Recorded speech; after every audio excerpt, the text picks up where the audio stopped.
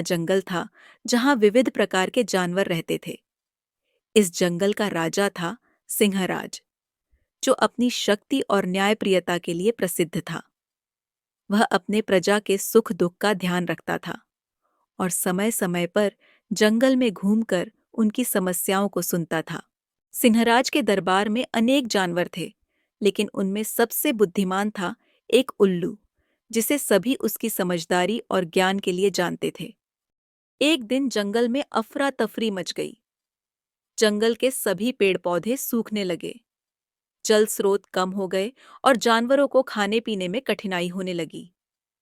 सभी जानवर चिंतित थे कि अचानक ऐसा क्यों हो रहा है।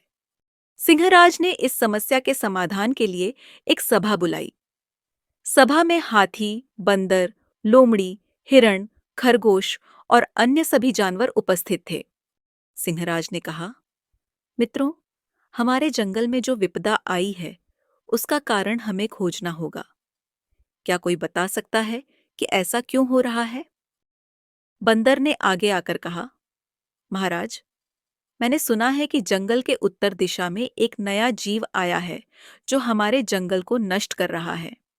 लोमड़ी ने कहा, हाँ महाराज, मैंने भी सुना है कि वह बहुत शक्तिशाली है और किसी से नहीं डरता। सिंहराज ने गंभीरता से सोचा और फिर बुद्धिमान उल्लू से पूछा, उल्लू मित्र, तुम रात में भी देखते हो और दूर तक उड़ते हो। क्या तुमने कुछ देखा है? उल्लू ने नम्रता से कहा, महाराज, मैंने देखा है कि एक इंसान जंगल के अंदर प्रवेश कर रहा है और पेड़ों को काट रहा है। वह अपनी कुल्हाड़ी से बड़े बड़े पेड़ों को गिरा रहा है, जिससे हमारे जल स्रोत सूख रहे हैं। सभी जानवर हैरान रह गए। सिंहराज ने कहा, हमें इस समस्या का समाधान करना होगा, लेकिन हम इंसान से कैसे मुकाबला करेंगे? वह तो बहुत चालाक और शक्तिशाली होता है। उल्लू ने मुस्कुराते हुए कहा, महाराज, हर समस्या का समाधान होता है, हमें बस सही रणनीति अपनानी होगी। सिंहराज ने उल्लू से कहा, तो तुम ही बताओ, हमें क्या करना चाहिए? उल्लू ने योजना बताना शुरू किया। हम सभी जानवर मिलकर इंसान को सबक सिखा सकते हैं। हमें एकजुट होना होगा।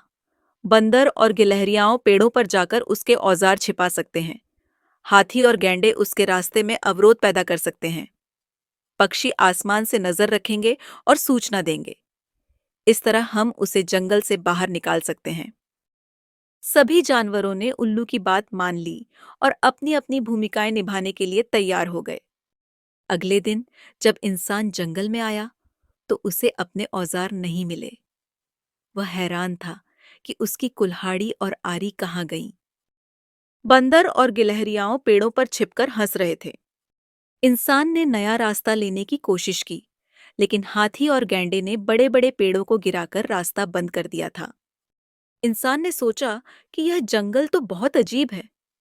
उसे चारों तरफ से अजीब अजीब आवाजें आने लगीं। पक्षी अपने पंखों से शोर मचा रहे थे। वह डर गया और जंगल से बाहर जाने लगा, लेकिन रास्ते में उसे सिंहराज मिला। सिंहराज ने गरज कर कहा, तुम हमारे जंगल में क्या कर रहे हो? तुमने हमारे घर को नष्ट करने की हिम्मत कैसे की? इंसान डर के मारे कांपने लगा। उसने कहा, मुझे माफ कर दो। मैं नहीं जानता था कि मैं आपके घर को नष्ट कर रहा हूं। मैं तो बस अपनी जरूरतों के लिए लकड़ी ले रहा था। उल्लू ने आगे बढ़कर कहा, तुम्हारी जरूरतें हमारे जीवन से बढ़कर नहीं हैं। अगर तुम जंगल को नष्ट करोगे तो हम सब कहाँ जाएंगे? और अंत में तुम्हारा भी नुकसान होगा, क्योंकि प्रकृति सबकी है। इंसान ने शर्मिंदा होकर कहा, आप सही कह रहे हैं। मुझे अपनी गलती का एहसास हो गया है। मैं वादा करता हूं कि आगे से ऐसा नहीं करूंगा और दूसरों को भी समझाऊंगा। सिंहराज ने कहा, अगर तुम सच में पश्चाताप कर रहे हो तो हमें खुशी होगी, लेकिन याद रखना, प्रकृति के साथ छेड़छाड़ करने का परिणाम बहुत भयानक हो सकता है।